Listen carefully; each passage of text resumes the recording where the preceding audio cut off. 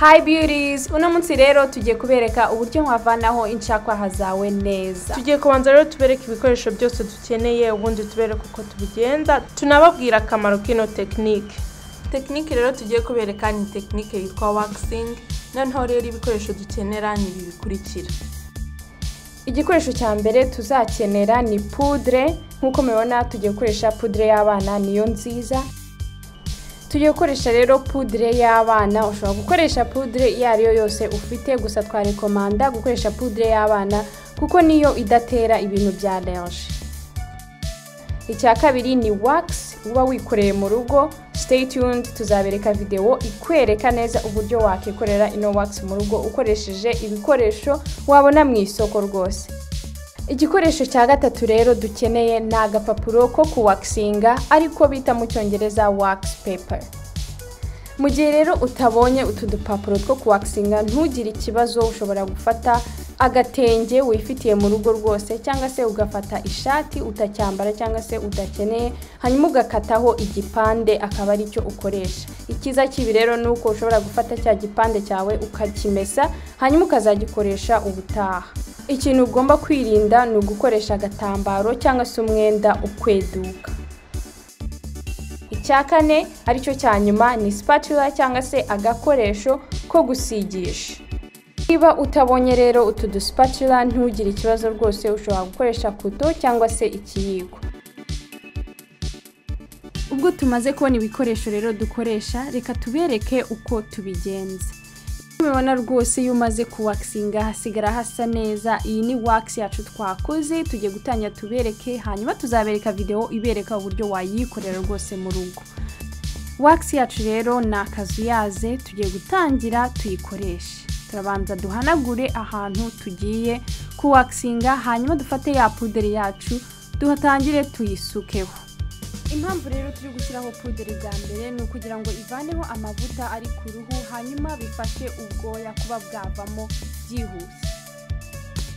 Icya mbere rero ukora urakoresha ya spatula yawe ushyireho wax iringaniye, hanyuma iyo ugiye gushyiraho wax ushyiraho muri direction ubwoya bumeramo.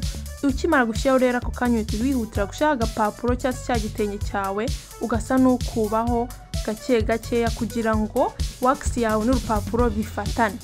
Hanyuma rero nitujya gukuraho urupapuro cyangwa se nitujya gupfura, turakuraho tujyana muri direction inyuranye n'uburyo twasize.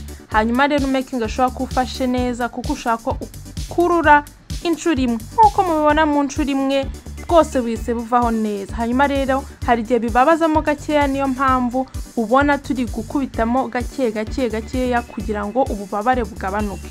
Gusa ntimugire ubwoba, nta bidasanzwe, ntago bibabaza cyane.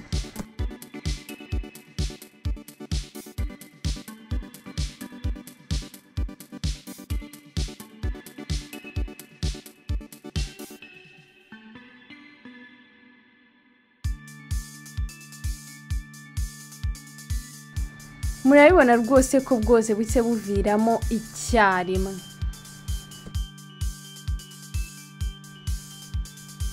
Harasa neza rwose. Igikurikiyeho tugiye kongera dushyireho ya poudre yacu, noneho tuyisakaze hose, ubundi habe hararangiye rwose. Nta kintu kimushyiraho, nta mavuta ushyiraho, urategereza. Ikindi kandi ntago woga ahantu wawaxinze kugira ngo utahihita, urategereza ukazahakaraba ejo umunsi ukurikiyeho nyuma y'amasaha 28. Rwose nkuko mubibona harakeye nta kibazo. Mu gihe rero usanze hari utwoya duke twasigaye, ushobora kongera ukajya muri wax yawe ugafata dukeya, hanyuma ugasiga kuri twa twoya ubona twasigaye. Nkuko mubibona hari utwari twasigaye dukeya, ngiye gusubiramo mpate ka gapapuro kanjye nkashyireho neza aha utwoya dukeya twasigaye, hanyuma nkube mpite nkurura vuba turahita tuvaho rwose. Nkuko mubibona rwose harakeye, ushobora kongera ugasubiramo ukavanaho na duke dusigaye, haracya neza cyane.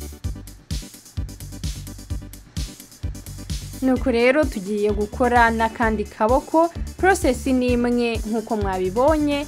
Turashyiraho poudre, dushyireho wax, agapapuro kacu, hanyuma duhite dukurura muri direction itandukanye niyo ubwoya bukuramo.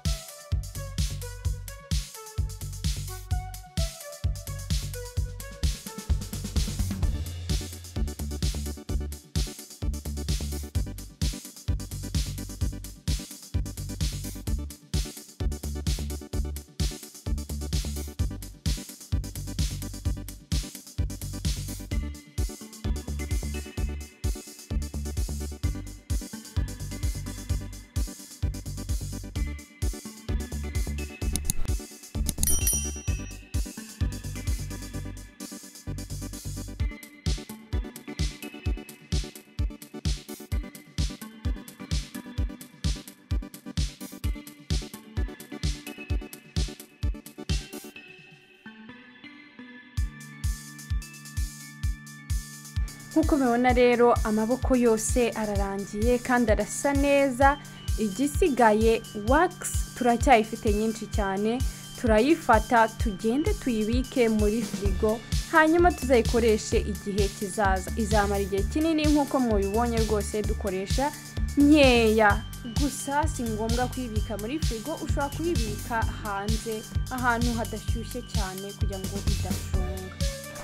Hanyuma rero ubwo tumaze kubereka uko dukora ino technique, hanyuma twaberetse n'ibikoresho dukoresha, tugiye none kubabwira akamaro ko gukoresha ino technique ya waxing uri kuvanaho inshakwaha zawe.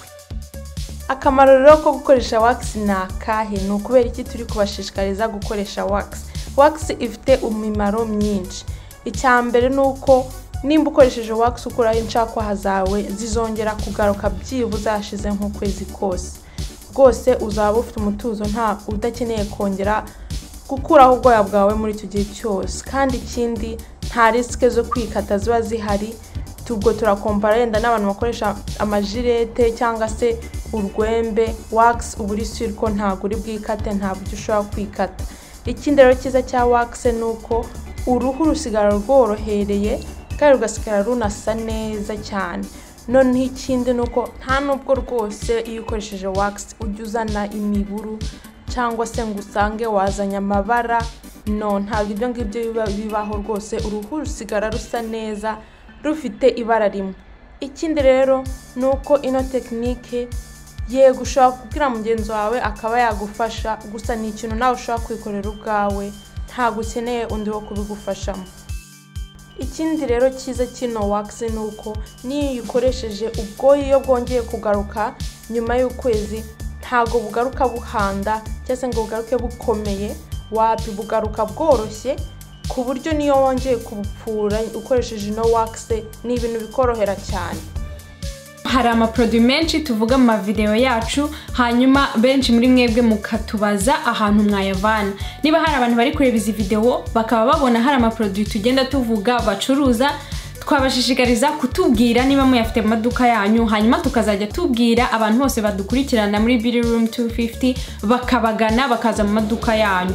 Birabafasha kubona abakiriya kandi muraba muri no kubafasha kubona ibyo bakeneye. Ushobora kutwandikira kuri email yacu ariyo beautyroom250@gmail.com. Mwakoze rero kubana natwe, twizere ko ino video yabafashije. Nimba ufite ibibazo cyangwa ibitekerezo ushobora kutwandikira kuri Instagram cyangwa kwandika muri comment hasi. Hanyuma rero ntibagirwe gusharinga, kandi ushobora no guhita ukanda hano ukareba video y'ubushize, ukaba wanakanda hano nabwo ugahita subscribinga kuri channel yacu, ntihagire video nimwe izigera igucika buri ko dupostinze. Abasubscribinze kandi mwese murakoze cyane, mukomeze mwinjoyinge video zacu naho ubutaha.